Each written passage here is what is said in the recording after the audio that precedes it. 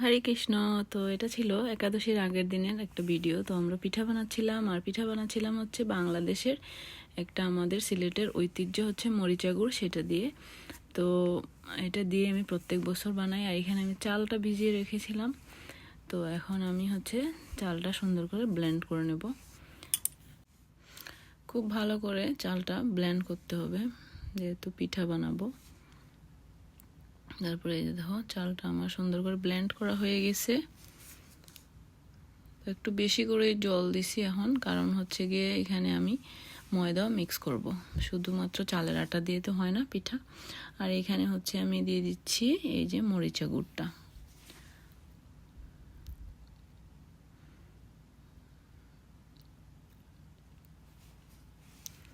মরিচা গুড়টা অরিজিনালি খেজুরের গুড়, খেজুরের রস থেকে বানানো হয়।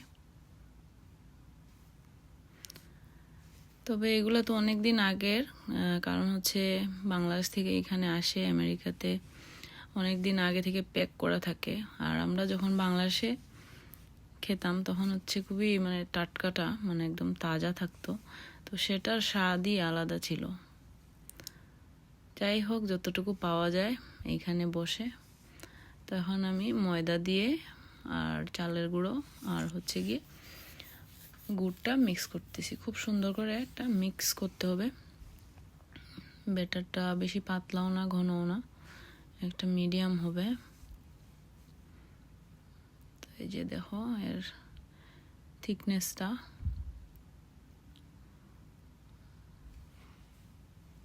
তো এখানে আমি 3 কাপের মতো চাল দিয়েছিলাম, আর হচ্ছে গিয়ে 1.5 কাপের মতো হচ্ছে ময়দা মিক্স করেছি।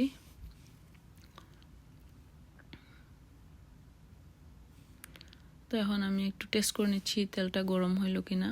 এই যে উঠে গেছে, তার মানে তেলটা গরম হয়ে গেছে। তো এখন আমি দিয়ে দিচ্ছি পিঠা বানানোর জন্য ব্যাটারটা। তো দেখি রাধারানীর কৃপায় কি হয় প্রথম পিঠাটা। চলো দেখি কি হয়, হচ্ছে কি না। মাঝে মধ্যে অনেক প্রবলেমও হয়, লেগে যায় নিচে। আজকে দেখা যাক কি হয়। হরি বল, হরে কৃষ্ণ। এই যে দেখো পিঠাটা উঠে আসলো, তার মানে সবকিছু ঠিক আছে।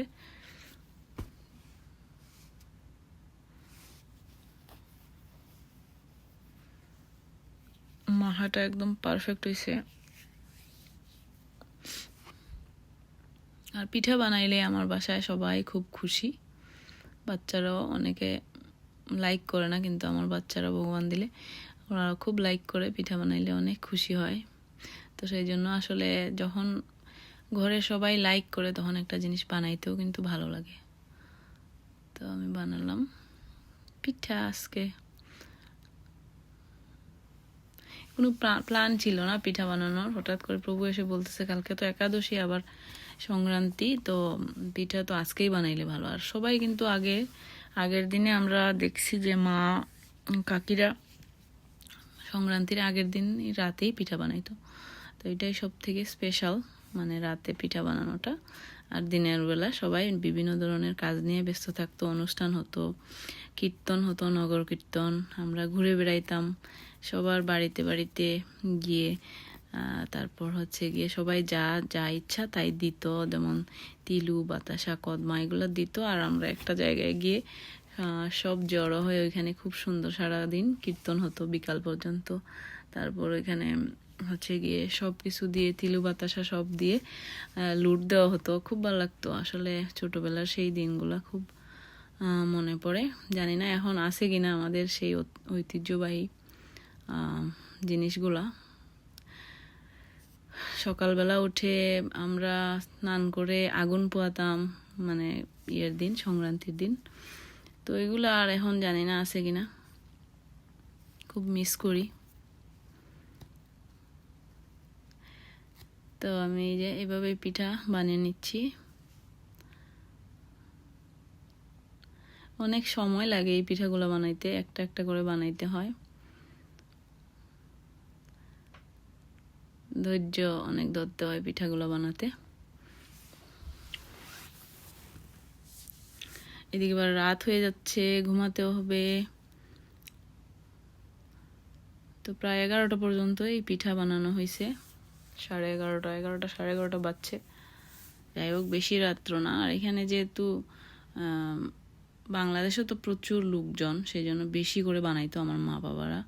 কারণ হচ্ছে গ্রামের সবাই ঘুরতে আসতো, তো এখানে তো এরকম না, তো সেই জন্য আমরা বেশি বানাই না, যতটুকু প্রয়োজন ততটুকুই।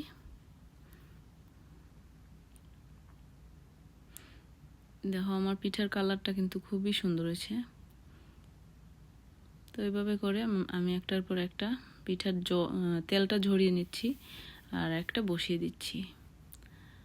তো এইভাবে, তো দেখো এই পিঠাটা অনেক সুন্দর হয়েছে, ফুলে গেছে একদম।